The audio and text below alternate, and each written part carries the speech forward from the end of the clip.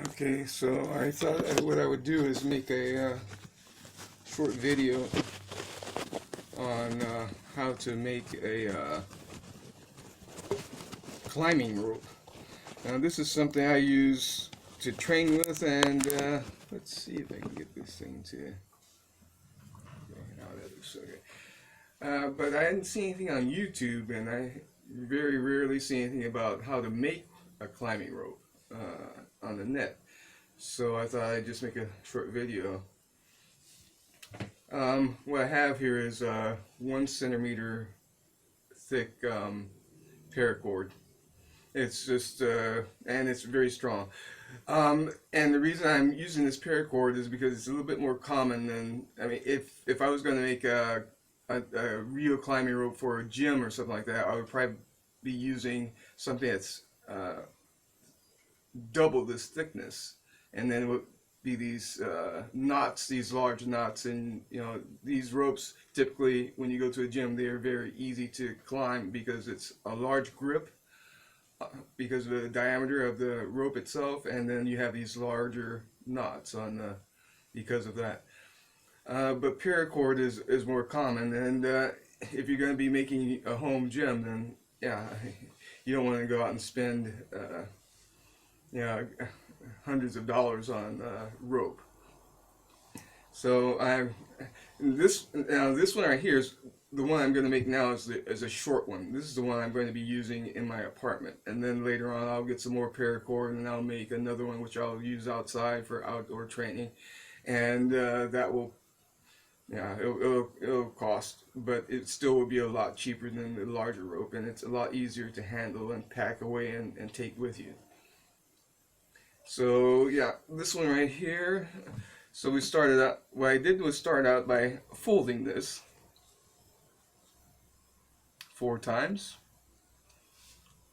And now the critical part, when you do this, you just want to tie off the end, and then when you tie your knots, okay, and here's the part that why I'm making the video, because there's not much on this. And the thing I learned from both the Boy Scouts and from a few, well, I didn't work for the California Conservation Corps, but during the fire season, I worked with these guys, and they made these. And what you want to do is you want to have the knots be spaced out from the elbow to your hand. Then this is the critical part to making a good climber rope, because you want to be able to pull yourself up with it fairly easily. And it sounds like it's going to be easy, but it's really not. I mean, you get your body weight on there and you get a line swinging back and forth, and yeah, it gets be quite difficult. But yeah, getting this measurement right here is tip 1 on the elbow, and when you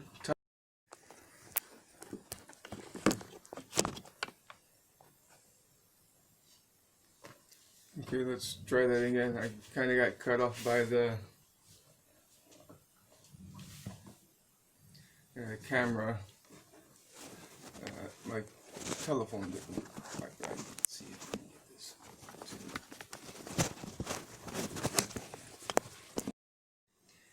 to... Okay, I got cut short by the fact that my the memory card ran out on my phone. But yeah, what I was going to say is the second part to this is the knots. So you have the measurement from the elbow, and then when you wind the knots, when you tie them, what you want to make sure that you're doing is that you're getting all of these, that you're getting them, that each of one of the lines is that they're lined up and not bunched up together and sitting on top of each other, because that will make a very uneven knot, and it's very it may feel good on your hand with that type of knot, but it's not very. What will happen is as you're climbing it, it will slide and slip, and it will make for a very uneven line. And soon the line will just start distorting because of the differences in the knots. So you want to make your knots all the same, and you see on one side. Okay, that's like a real pain in the ass. So what I'll do is try one more time with this thing. Okay, wind the nuts. See if I can get the knot in close here with enough light. The light has gone away, so but you can see the way the knot is wound here. On both sides of the knot, you have this consistent rowing of the cord, and what this does is it enforces the lines to be in a square.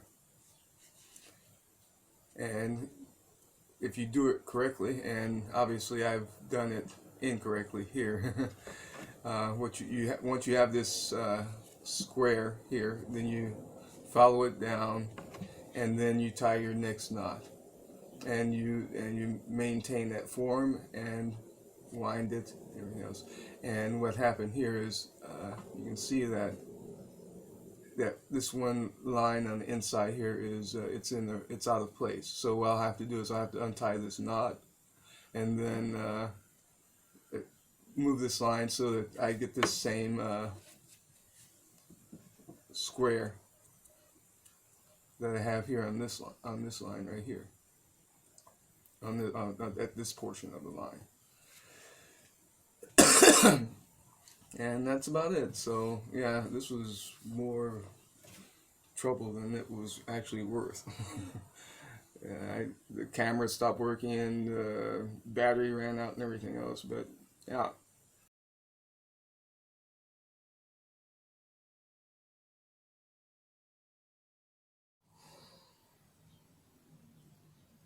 Okay, so now I'm going to attach this and give it a dry run, and to kind of cinch up the knots. So there.